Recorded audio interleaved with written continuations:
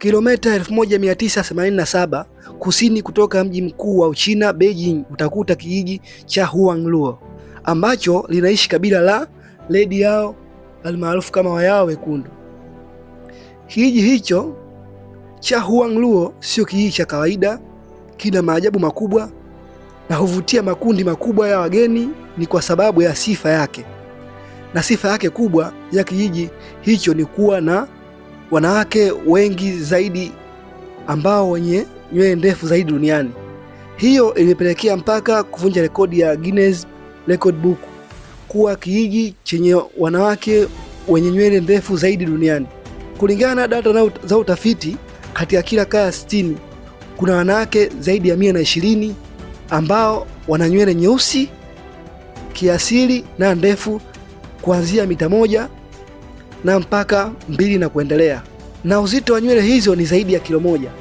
Je, ni kwa nini wanawake huzitunza nywele zao ndefu zaidi? Hii inahusiana na mila na desturi zao. Kwa wanawake wa kijiji hicho cha Huangluo, kwao kutunza nywele ndefu inamaanisha ni maisha marefu, ustawi na mafanikio. Kwa hiyo wanakata nywele zao kwa mara 2 tu wakati wa maisha yao yote. Wakati wa kwanza ni pale anapokuja ulimwenguni baada ya kutimiza siku 100, na mara ya pili ni kwenye sherehe zao wanapofikia umri wa miaka 18.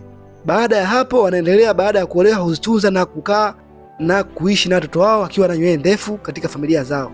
Kijiji cha Huangluo kipo katika jimbo la Longsheng.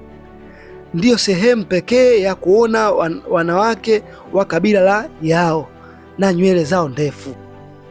Kipindi zaidi cha kuonesha nywele zao ni kipindi cha maonesho na sherehe mbalimbali kama vile sherehe za mwaka mpya, sherehe za kuzaliwa na sherehe za ndoa na sherehe nyingine mbalimbali za kijiji hiko.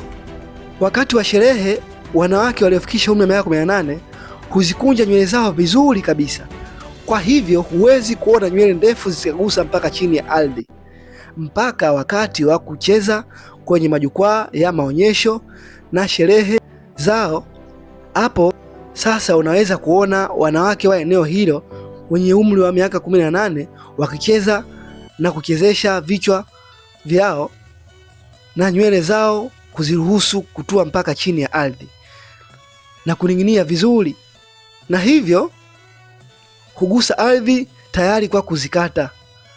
Na hiyo ndiyo itakuwa mara ya pili na ya mwisho kwa wanawake hao kukata nywele, na wanafanya hivyo kwao ni ishara moja tu, yaani wapo tayari kuolewa. Hapo sasa unaweza kufurahia nyimbo zao za kabila, kucheza kwao na mila za watu wao huonyesha uzuri wao wa kiutamaduni. Kuhusiana na eneo hilo, huzichukua nywele zao na kuziosha vizuri na kuzitunza, kwani huo ni urithi tangu mabibi zao walivyowapa elimu hiyo.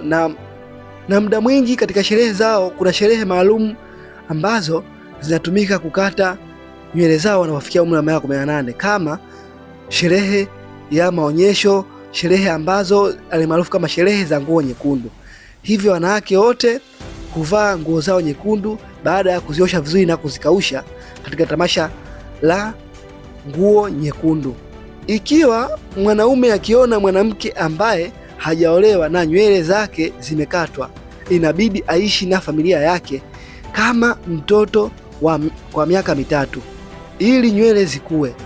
Kabla ya kuolewa, wanawake wa Red Yao wanazifunga kilemba kwa skafu nyeusi, na wanawake walio na watoto pia hufanya hivyo, lakini wakati wa kuzifunga skafu nywele zao nyeusi wakiwa na watoto wao, hivyo kuzuia watoto kuzishikashika nywele zao na kuzivuga kuweza kuharibika. Hivyo wanakuwa makini zaidi wanapokuwa na watoto wao na kuzivingisha vizuri nywele zao juu ya kichwa chao na kuzifunga skafu nyeusi. Hayo ni makundi mawili ambayo huzifunga skafu nyeusi nywele zao ili kuwa vizuri, na hao wanawake walio kabla hawajaolewa huzifanya hivyo, kuzikunja vizuri skafu zao ili kuzitunza, na mara nyingi huzitoa na kichwa wazi na kuziacha kuning'inia kwenye maonyesho mengi ambayo yanavutiwa na watalii na hiyo huwafanya hivyo kwa kujipatia vipato mbalimbali vinavyotokana na watalii kwenda kutembelea katika maonyesho haya. Ni kawaida sana, inafikia mpaka miaka 80 mwanamke hana nywele ya kijivu hata moja au mvi kichwani. Ndio kuishi kwingi kuona mengi. Wakati huku unachekwa bibi mzima unataka ujana, huko ndio kwanza unapata masifa mengi ya kutuzaji wa nywele zako. Wanawake walidi yao hutengeneza nywele zao kwa kuzitana na kuzinyoosha kwa shampoo asili wanaoitengeneza kijijini hapo kwa kutumia mchanganyiko wa maji ya kuoshea mchele na maua maalum ya kutengenezea perfume na matunda, kisha wanavipika baadaye kupata shampoo maalum ambayo wakiitumia kuzifanya nywele zao kuwa laini nyeusi tii, kupelekea kupendeza zaidi na kuwa kivutio kikubwa cha watalii katika mji huo. Na hufanya hivyo mara kwa mara kuziosha nywele zao kwa kutumia shampoo hiyo maalum wanapoenda mtoni, na hujikusanya wanawake wengi na kushindana katika uoshaji wa nywele. Hiyo inasaidia kuonyesha nywele zaidi, kwani mmoja wao akionyesha nywele kila mmoja anajisikia aibu kumwona mwenzake kanyosha nywele zake vizuri zaidi. Maisha ya kijiji hiko ni rahisi na ya jadi. Wanakijiji wengi hujihusisha na kilimo cha mchele na mboga. Wanaishi kulingana na maumbile ya hali ya eneo na mitindo yao ya maisha imebaki bila kubadilika kwa karne nyingi sasa.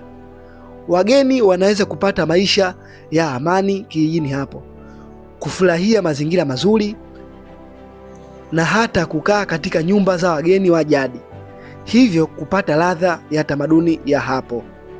Je, jiulize, Mbongo mpaka sasa amenyoa mara ngapi, wakati uhalisia wana Huang Luo, yani wana ledi yao wapo sawa kabisa. Nywele za mwanamke zinaoshwa na zinapaswa azitunze vizuri, kwani ni mojawapo ya pambo kwa mume wake na familia. Jifunzeni, na wale wenye uwezo nendeni katika kijiji cha Huang Luo kuona wanawake wa ledi yao jinsi wanavyovitunza vitu vyao mbalimbali, na hasa katika nywele zao. Katika utunzaji wa nywele zao ndio utunzaji uliodumu zaidi na kupendwa zaidi duniani, kwani hutumia shampoo asili, lakini nywele zao zinakuwa bora zaidi kuliko wanawake wengine duniani. Hivyo sisi tumezoea huku Bongo wanawake kununua manukato ya artificial na kufanya nywele zao na kuunguza kichwa na kufanya nywele zao kudumaa zaidi, kupata weusi lakini hudumaa zaidi. Yeye mwanamke wa waledi yao hupambana kuzitunza nywele zake kwa shampoo maalum anaitengeneza mwenyewe ili ajiridhishe kuwa hapa imefikia kwenye ubora wa kuzioshea nywele zangu. Hayo ndio maajabu makubwa katika kijiji cha Huang Luo kinachopatikana kusini mwa mji wa Beijing huko katika nchi ya China. Na huo utamaduni unadumu karne na karne kwa sasa. Mpaka sasa wanakijiji hao hutunza nywele zao na wanaendelea kuvunja rekodi ya Guinness Book. Ndio wanakijiji na ndio kijiji chenye watu wengi zaidi wanaotunza nywele na wana nywele ndefu zaidi duniani. Nikukumbushe tu mtazamaji wa channel hii, kama bado hujasubscribe basi subscribe. Kuna mambo mengi sana kadha yaliyovunja rekodi duniani na mambo mengi ya kustaajabisha dunia, ikiwemo jambo hili. Hii ni jambo mojawapo la kustaajabisha dunia, kwani ni jambo ambalo linatokea katika kijiji kimoja tu duniani. Kwa leo tuishie hapo, tutakutana wakati mwingine.